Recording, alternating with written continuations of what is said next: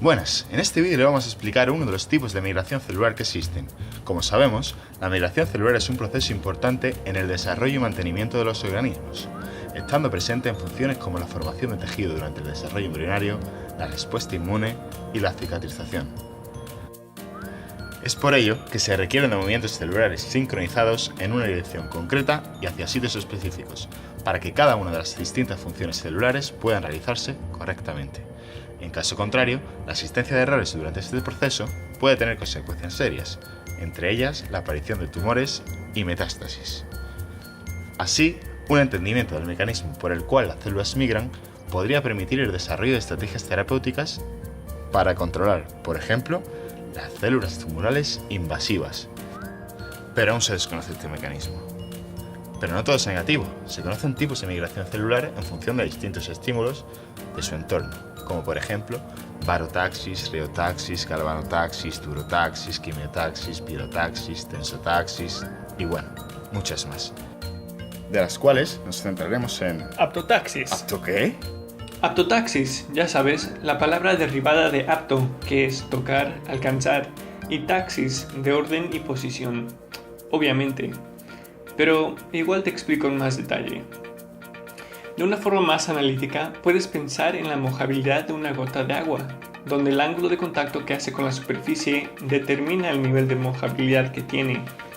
Por ejemplo, en la comparación de un par de gotas con ángulos de 135 y 50 grados, la gota con el ángulo más pequeño tendrá mayor mojabilidad, es decir, mayor adherencia a la superficie y tendrá que quedarse unida más que una gota con un ángulo mayor. ¿Y esto qué tiene que ver con la aptotaxis? Nada, salvo que podemos pensar en la gota de agua como una célula y la superficie sobre la que está como la matriz extracelular. Y lo demás es sencillo. Las células se adhieren mediante adhesiones focales a la matriz extracelular en base a la concentración de ligandos disponibles. Ya saben, uniones con colágeno, laminina, proteoglicanos con integrinas y el citoesqueleto. Sencillo, ¿no?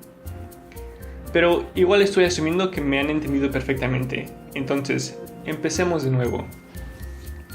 La célula, como saben, es la unidad básica de la vida y nos importa repasar algunas partes claves. El núcleo de toda la vida. La membrana celular, que actúa como superficie de interacción con su entorno.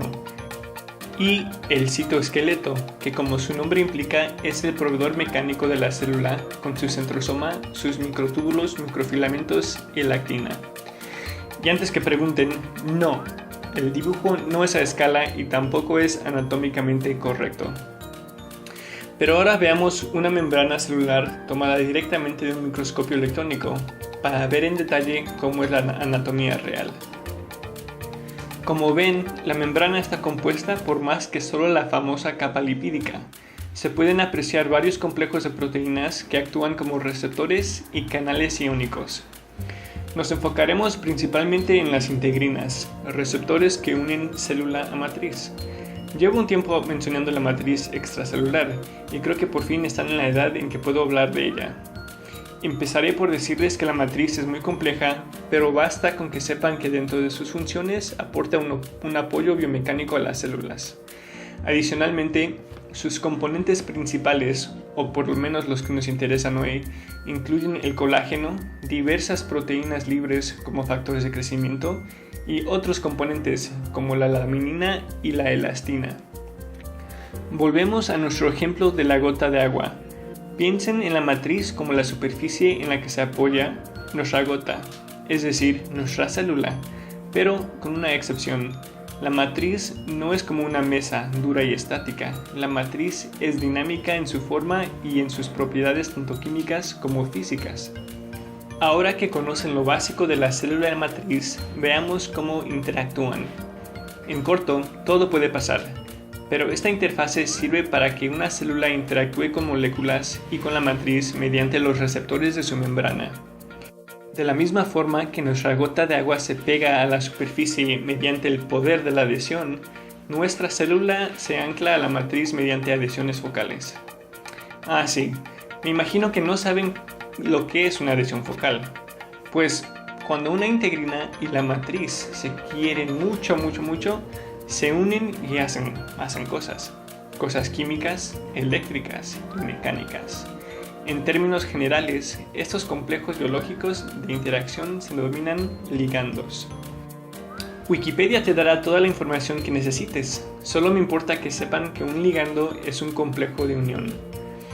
Un aspecto clave es que los receptores de membrana son selectivos y diversos. Entonces, ¿sabrás decirme cuál de las dos moléculas será reconocida?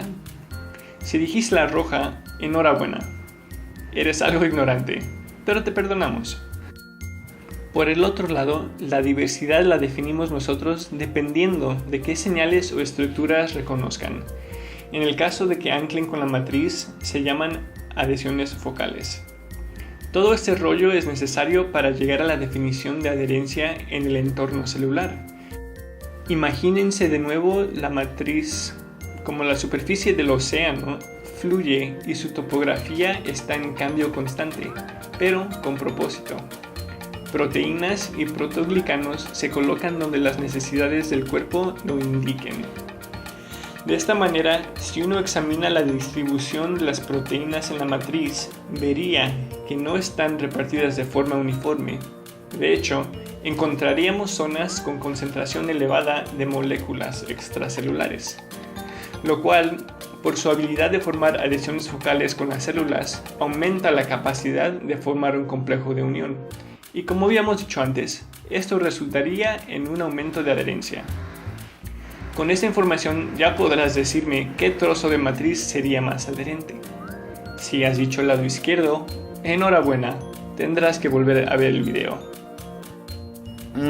Creo que he fallado todas tus preguntas. Bueno, si no he entendido mal, podemos decir que la apoptosis es el movimiento celular dirigido por la magnitud de adherencia, y dicha adherencia es definida por la capacidad de formar adhesiones focales, las cuales dependen de concentraciones en la matriz celular.